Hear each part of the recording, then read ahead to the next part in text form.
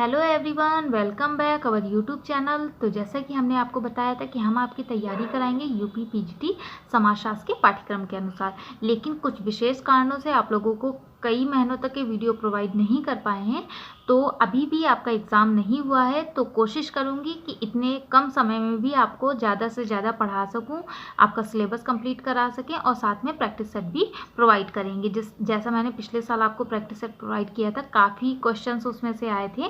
तो इस बार भी पूरी कोशिश करूंगी कि आप लोगों की तैयारी अच्छे से करा सकें। तो चलिए बता देती हूँ अभी तक आप लोगों को मैंने कितना पढ़ाया है। तो अभी तक जो हमने पढ़ाया है उसमें समाजशास्त्र का अर्थ, विषय वस्तु और क्षेत्र कंप्लीट करा दिया। फिर समाजशास्त्र की उत्पत्ति और विकास की, कहाँ से समाजशास्त्र की उत्पत्ति हुई और उसका विकास कब कब हुआ, कि भारत में कब विकास हुआ, अमेरिका में कब विकास हुआ, फ्रांस में कब विकास हुआ, इस तरह से मैंने आपको बताया हुआ है। फिर यूनिवर्सिटी का भी बताया था, कहाँ पे कैसे उसका अध्ययन प्रारंभ हुआ, ये सब चीज़ें पढ़ाया था। जिस भी स्टूडेंट ने नहीं पढ़ा है वो हमारे पिछले वीडियोस को प्लेलिस्ट में जाकर के देख सकते हैं। उसके अलावा समाजशास्त्र का अन्य सामाजिक विज्ञानों से क्या संबंध है, ये पढ़ाया था कि समाजशास्त्र का जो अन्य समाज विज्ञान से संबंध है, किसने समाजशास्त्र को जुड़वा बहने कहा है, इस तरह से करके कई क्वेश्चंस पूछे गए हैं, तो वो भी बताया। जो आने की संभावना है वो भी हमने पढ़ाया आपको, ठीक है। फिर समाजशास्त्र के पाश्चात्य विचार, जिसमें अगस्ट कॉन्ट हो गया है, हर्बर्ट स्पेंसर आपको पढ़ा दिया, इमाइल दुर्खिम पढ़ा दिया। आज हम आपको पढ़ाएंगे मैक्स वेबर, ठीक है। मैक्स वेबर में पार्ट 1 एंड पार्ट 2 या पार्ट 3 भी हो सकता है, ज़्यादा से ज़्यादा अगर बहुत लंबा इनका चैप्टर है तो, ठीक है। और उसमें आपका पूरा कंप्लीट कर दूंगी कि कितना क्या पूछा जाना है, कितना क्या पढ़ाना है। इमाइल दुर्खिम तक के आपका पढ़ा दिया है। जिस भी स्टूडेंट ने आज हमारा फर्स्ट वीडियो देख रहे हैं वो सभी प्लेलिस्ट में जा करके पिछला पूरा पढ़ सकते हैं। पीजीटी के पाठ्यक्रम के अनुसार ही हमने दिया है। और आज हम आपको पढ़ाएंगे मैक्स वेबर, ठीक है। तो चलिए बिना देरी किए समझते हैं मैक्स वेबर के बारे में, मैक्स वेबर की जीवनी के बारे में, उन्होंने किस विषय पर शोध किया है, उसके अलावा उन्होंने क्या क्या सिद्धांत दिए हैं, उसमें क्या चीज़ें बोली हैं या किस तरह से क्वेश्चंस बनते हैं, इन सब चीज़ों पे चर्चा करेंगे। तो चलिए बढ़ते हैं, देखते हैं मैक्स वेबर की जीवनी। जैसा कि देखिए आपको दिख ही रहा है, मैक्स वेबर के बारे में पढ़ाने को कहा था। तो मैक्स वेबर के बारे में सबसे पहले हम उनकी जीवनी के बारे में कुछ चीज़ों को जानेंगे, क्योंकि आपका पीजीटी एग्ज़ाम के साथ साथ जब इंटरव्यू होगा तो आपसे बहुत कुछ डीप पूछा जाएगा।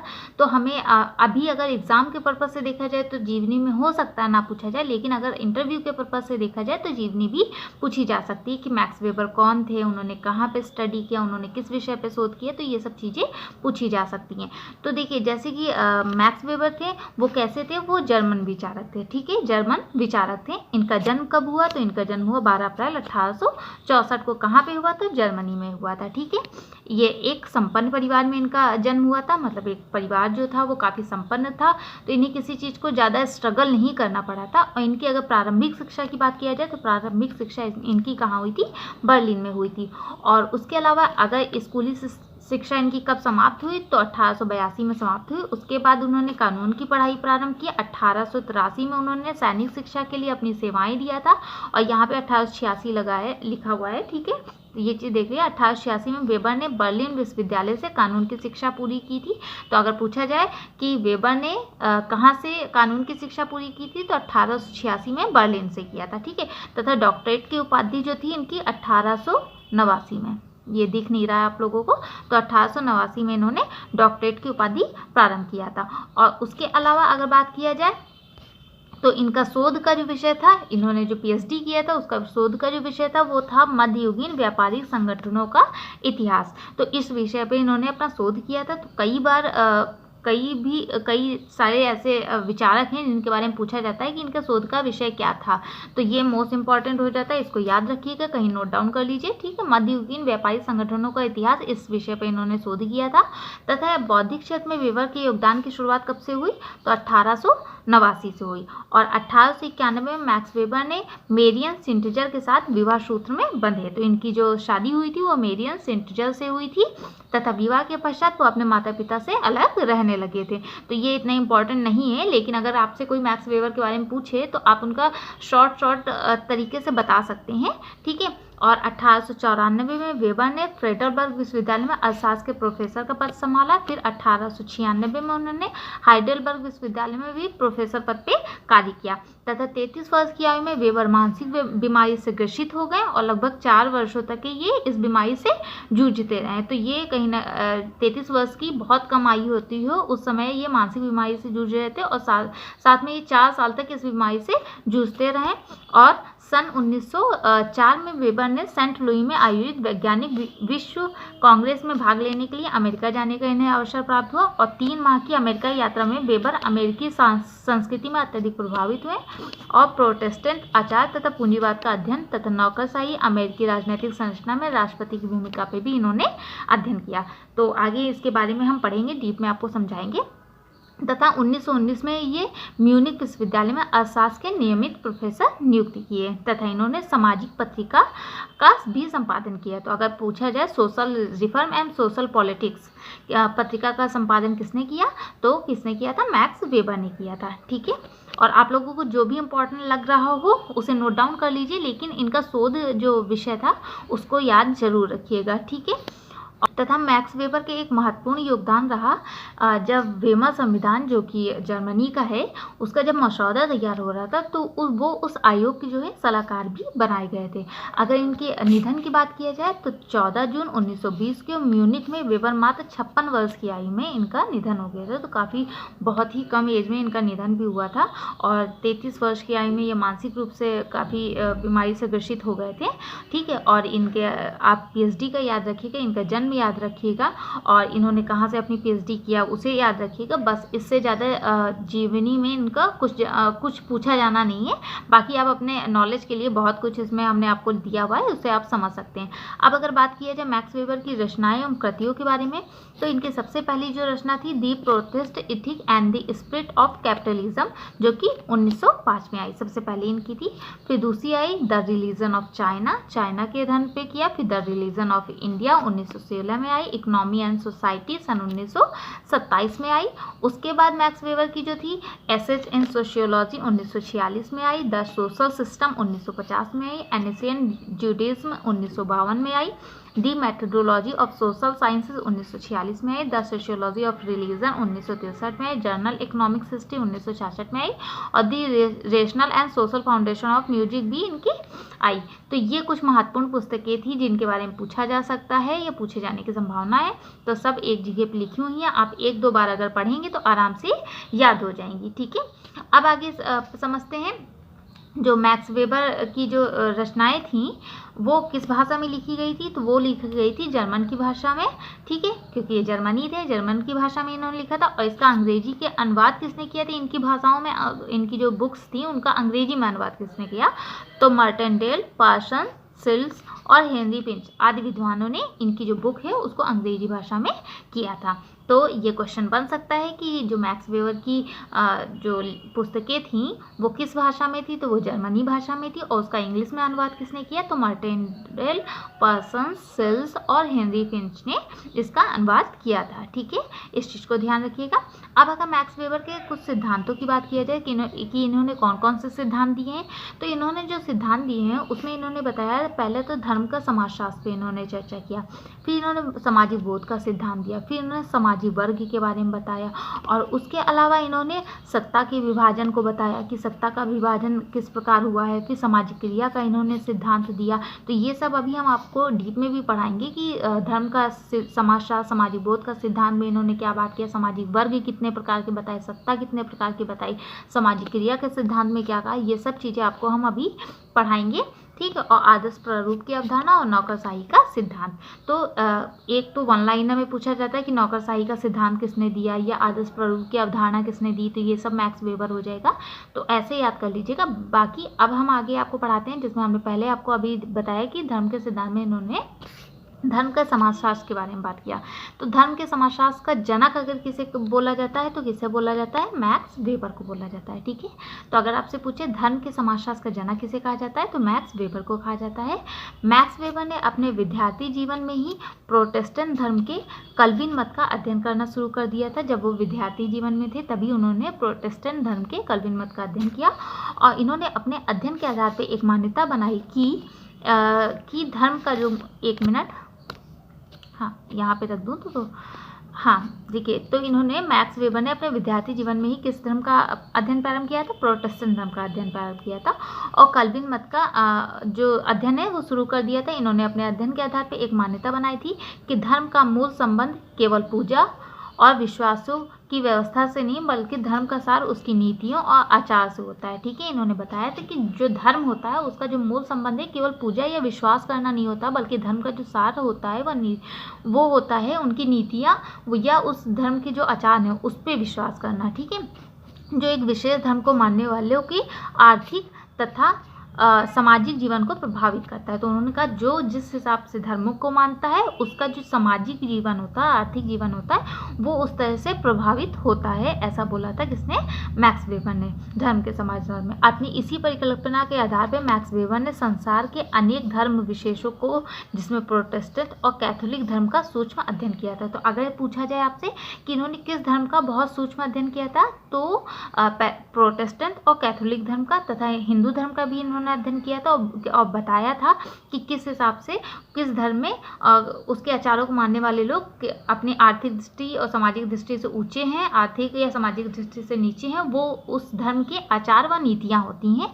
ये इन्होंने इसका निष्कर्ष करके बताया था। तथा इन्होंने अपने विचारों को अपनी पुस्तक प्रोटेस्टेंट धर्म और पूंजीवाद का सार नामक पुस्तक में संकलित किया था। तो अगर पूछा जाए इनका धर्म का जो समाजशास्त्र है वो किस बुक में लिखा है, तो प्रोटेस्टेंट धर्म तथा पूंजीवाद का सार, इसमें इन्होंने लिखा था। और धार्मिक आचारों और धार्मिक विश्वासों के संबंध में प्रमाणित करने के लिए मैक्स वेबर ने 6 धर्मों को चुना था, जिसमें देखिए कन्फ्यूशियस, हिंदू, बौद्ध, ईसाई, इस्लाम और यहूदी धर्म, इन सब धर्म का इन्होंने अध्ययन किया था। ठीक है, तो अगर पूछा जाए कि धार्मिक आचारों विश्वासों को इन्होंने प्रमाणित करने के लिए कि किस धर्म का किस आधार पे अध्ययन करके वहाँ के लोग कैसे हैं, इसका जो अध्ययन इन्होंने 6 धर्मों को किया था, जिसमें कन्फ्यूशियस थे, हिंदू थे, बौद्ध थे, ईसाई थे, इस्लाम और यहूदी धर्म थे। ठीक है, वेबर ने इनमें से प्रत्येक धर्म के आर्थिक आचारों का विश्लेषण किया और फिर उन आचारों के धर्म विशेष को मानने वाले लोगों के आर्थिक व सामाजिक संगठन में पड़ने वाले प्रभाव का अध्ययन किया था। तो जो ये 6 धर्म बताए हैं, इन 6 धर्मों का उन्होंने अध्ययन किया और ये 6 धर्म के अनुसार वो उस धर्म को जो भी व्यक्ति मानते हैं उन पर क्या आर्थिक या क्या सामाजिक प्रभाव पड़ता है, इसको इन्होंने सिद्ध किया था। तथा अध्ययन के द्वारा मैक्स वेबर ने निम्नलिखित बिंदुओं पर भी चर्चा की थी, जिसमें इन्होंने बताया था कि सर्वप्रथम मैक्स वेबर ने अपने अध्ययन के बाद यह निष्कर्ष प्रस्तुत किया कि कैथोलिक धर्म को मानने वाले विद्यार्थियों की तुलना में प्रोटेस्टेंट धर्म को मानने वाले विद्यार्थी औद्योगिक शिक्षा संस्थाओं में प्रवेश लेने के लिए अत्यधिक प्रयत्नशील हैं। ठीक है, जो कैथोलिक धर्म को मानते थे उन विद्यार्थियों की तुलना में जो प्रोटेस्टेंट धर्म को मानते थे वो औद्योगिक जो व्यावसायिक शिक्षा होते हैं उसमें वो प्रवेश लेने के लिए अत्यधिक प्रयत्नशील दिखे। एक तो इन्होंने ये निष्कर्ष निकाला। दूसरा निकाला इन्होंने वेबर ने निष्कर्ष कि यूरोप में अनेक देशों की आर्थिक व राजनीतिक संकट के समय प्रोटेस्टेंट धर्म को मानने वाले लोगों ने परिश्रम के द्वारा अपनी आर्थिक दशा को सुधारने के लिए प्रयास किया, जबकि कैथोलिक धर्म के अनुयायी ऐसा नहीं कर सके। तो जो प्रोटेस्टेंट धर्म थे, जब यूरोप की आर्थिक राजनीतिक संकट था तो उस समय प्रोटेस्टेंट धर्म ने क्या किया, परिश्रम के द्वारा उसे सही करने का प्रयास किया, जबकि कैथोलिक धर्म वालों ने ऐसा नहीं किया था। तीसरा इन्होंने निष्कर्ष निकाला, वेबर ने कहा कि यूरोप में जिन देशों में प्रोटेस्टेंट धर्म का प्रभाव अधिक था, ठीक है, जो भी प्रोटेस्टेंट धर्म को मानने वाले लोग थे, वहाँ पूंजीवाद का विकास उन देशों की तुलना से अधिक हुआ था जहां कैथोलिक धर्म को मानने वाले लोग अधिक थे। तो यूरोप में कैथोलिक और प्रोटेस्टेंट धर्म के लोग थे, जिसमें प्रोटेस्टेंट धर्म के लोगों में ज़्यादा अच्छा विकास हुआ था, किसकी तुलना में, कैथोलिक धर्म के लोगों की तुलना में। और उसके अलावा इन्होंने बताया कि मैक्स वेबर ने हिंदू धर्म के बारे में विचार दिया कि हिंदू धर्म में मुक्ति का अर्थ केवल कर्म के चक्र से मुक्ति होता है, कि हमें मोक्ष प्राप्ति हो जाए। हिंदू धर्म के लोग अधिकतर मानते हैं कि मोक्ष की प्राप्ति ही उनका सब कुछ है, और इसी कारण हिंदू धर्म के मानने वाले लोग जो हैं वो भौतिक उन्नति में की तुलना में आध्यात्मिक उन्नति को संसार में आगे लाएं, क्योंकि हिंदू धर्म को जितने लोग मानते हैं वो आध्यात्मिक रूप से काफ़ी आगे होते हैं भौतिक तुलना की, क्योंकि वो भौतिक का त्याग करते, कहते हैं संसार के अगर हमें मोक्ष प्राप्त करनी तो सांसारिक जो सुख है उसे त्याग करना पड़ेगा। ठीक है, तो इस आधार पे उन्होंने बताया कि धर्म को किस हिसाब से लोग मानते हैं और किस हिसाब से इस समाज में आर्थिक रूप से आगे बढ़ते हैं, ये बताया। इन सभी के अध्ययन द्वारा मैक्स वेबर ने इस निष्कर्ष पे पहुंचे कि संसार के सभी प्रमुख धर्मों का अध्ययन करके व्यक्ति के व्यवहारों और धार्मिक आचारों के प्रभाव को समझा जा सकता है। इन्होंने ये चीज़ बताया कि जिस हिसाब से जिस धर्म के लोग हैं उस धर्म के अनुसार उन लोगों के व्यवहार होते हैं, उन लोगों का जीवन में आगे बढ़ने का उद्देश्य होता है, इस चीज़ों को कहा था। ठीक है, अब धर्म के संबंध में मार्क्स ने भी बहुत सारी चीज़ें बोली थी और वेबर ने भी बोली थी। तो अब इन लोगों की तुलना समझ लेते हैं कि किस तरह धर्म में मार्क्स ने क्या बोला है और वेबर ने क्या बोला है। तो मार्क्सवादी विचारधारा के अनुसार पूंजीवाद के विकास के कारण ही प्रोटेस्टेंट धर्म का विकास संभव हुआ है। ठीक है, मार्क्सवादी मानते थे कि जो पूंजीवाद का विकास है वो प्रोटेस्टेंट धर्म के कारण ही संभव हुआ है, अर्थात प्रोटेस्टेंट धर्म को विकसित करने का श्रेय पूंजीवादी अर्थव्यवस्था को जाता है।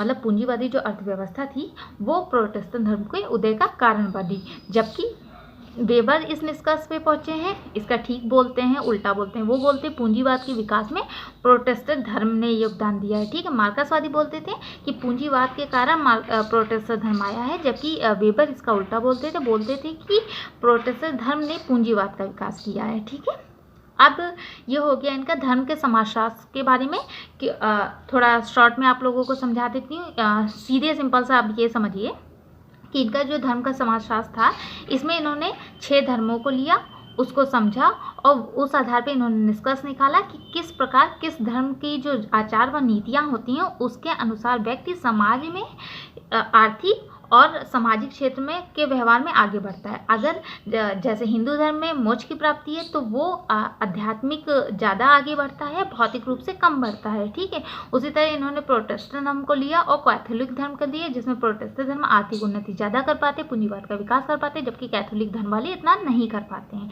तो इन सब चीज़ों को इन्होंने धर्म के समाजशास्त्र में लिया। तो अगर इतना माइंडसेट आप कर लेते हैं तो अगर इससे रिलेटेड कोई भी क्वेश्चन आता है तो आराम से आप उसका आंसर दे पाएंगे। अब इनका दूसरा जो सिद्धांत था सामाजिक बोध का सिद्धांत, इसमें इन्होंने क्या बात किया है इस चीज़ों को जानते हैं। तो जो सामाजिक बोध का सिद्धांत है इसमें इन्होंने सबसे पहले इसे एक जर्मनी भाषा शब्द के रूप में इन्होंने लिया था, जिसको बोलते थे वेरेस्टेन। ठीक है, वेरेस्टेन जो कि एक जर्मन भाषा का शब्द था। वेरेस्टेन का हिंदी में अर्थ होता था निर्वाचनात्मक बोध या अर्थ निरूपण की विधि। तो अगर आपसे वेरेस्टेन आ जाए या फिर निर्वाचनात्मक बोध आ जाए या सामाजिक बोध का सिद्धांत आ जाए या फिर अर्थ निरूपण आ जाए, सभी का एक ही चीज़ होता है कि सामाजिक बोध का सिद्धांत। ठीक है, इस चीज़ को ध्यान रखिएगा। इस सिद्धांत को बोधगम्यता का भी सिद्धांत कहा जाता है। तो ये सब चीज़ एक ही है, ये नहीं कि वेस्टर्न अलग है, निर्वाचनात्मक बोध अलग है, बोधगम्यता का सिद्धांत अलग है, ऐसा कुछ नहीं, ये सब एक ही चीज़ है।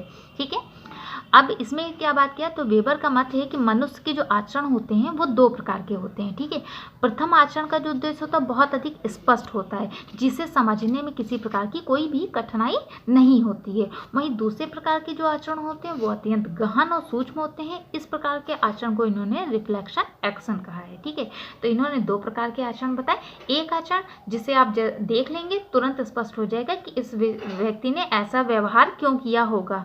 वहीं जो दूसरा आचरण होता है उसमें ये होता है कि वो इतना अत्यंत गहन और सूक्ष्म होता है कि उसे समझ पाना थोड़ा सा मुश्किल होता है। तो इसे इन्होंने क्या कहा, इसे इन्होंने कहा रिफ्लेक्ट एक्शन कहा। ठीक है, इस प्रकार के आचरण का कोई अर्थ नहीं होता है। वेबर के अनुसार आचरण एक ऐसा साधन होता है जिसके द्वारा उसके इंटेंशन को समझा जाता है। जैसे कि आप जैसा आचरण करते हैं आपका वैसा इंटेंशन लोग समझ लेते हैं कि आप ऐसा क्यों कर रहे हैं। जैसे आप कहीं पे जाते हैं, वहाँ पे आप किसी से बातचीत ना करिए, एकदम शांति से साइड में आप बैठे रहिए, तो इंसान उस आचरण से आपका बिहेवियर का पता लगाएगा कि या तो ये संकोचित है या ये किसी से बोलने का इंटरेस्ट नहीं रखता है। ठीक है, तो कहीं ना कहीं आपके आचरण के अनुसार आपका इंटेंशन समझा जाता है। तो वेबर ने सामाजिक बोध के सिद्धांत की रचना मनुष्य के आचरण के समाज के संदर्भ में किया है कि मनुष्य समाज में जैसा आचरण करेगा वही उसका सामाजिक बोध का सिद्धांत होगा। ठीक है, तो सामाजिक बोध के सिद्धांत में क्या इन्होंने आचरण की बात किया, और धर्म के समाजशास्त्र के सिद्धांत में क्या किया था कि धर्म के आधार पे इन्होंने बताया था कि जिस समाज में जो धर्म मानेगा उसका उस व्यक्ति का वैसा आर्थिक उन्नति कर पाएगा, वैसा वो सामाजिक व्यवहार करेगा। ठीक है, तो अब सामाजिक बोध के सिद्धांत में जो इन्होंने आचरण के आधार पे माना है तो इसमें निष्कर्ष प्राप्त किया। इन्होंने वेबर ने 2 प्रकार के निर्वाचनात्मक बोध के भेद बताए। ठीक है, 2 प्रकार के इन्होंने सामाजिक बोध के, एक तो बताया इन्होंने वास्तविक बोधगम्यता, एक्चुअल अंडरस्टैंडिंग जिसे इंग्लिश में बोलेंगे। यह एक बाह्य आचरण होता है जो नित्य प्रतिदिन अनुभव के आधार पर केवल तथ्य को देखने से ही स्पष्ट हो जाता है। मतलब कि ये जो वास्तविक बोधगम्यता, एक्चुअल अंडरस्टैंडिंग होता है, इसको आप डेली यूज़ में लेते हैं कि जैसा डेली करते हैं इंसान आपको देखता है और आपको उसका अनुमान लगा लेता है। वहीं व्याख्यात्मक बोधगम्यता जो होती है उसे इंटेंशन से समझना होता है कि जो विशेष वो चीज़ें कर रहा है उसका होने का कारण क्या है। जैसे कि इसको आप समझिए, एक वास्तविक बोधगम्यता होती है, एक व्याख्यात्मक बोधगम्यता होता है। वास्तविक बोधगम्यता जो होगी उसे आप आसानी से समझ लेंगे कि कोई व्यक्ति ने किसी कार्य को किया तो आपने समझ लिया उसने ये क्यों किया है। एकदम दिन प्रतिदिन के जो भी चीज़ें होते हैं कि आपका खाना बनाना, आपका बातचीत करना, आपका कहीं जाना, तो ये सब चीज़ें वास्तविक बोधगम्यता होगा। वहीं व्याख्यात्मक बोधगम्यता होगा, इसको आपको डीप में समझना पड़ेगा, वो तब समझेंगे जब उसके इंटेंशन को आप समझ पाएंगे। तो उदाहरण के लिए जैसे कि एक मुसलमान जब मस्जिद में जाता है तो वो जूता बाहर उतार करके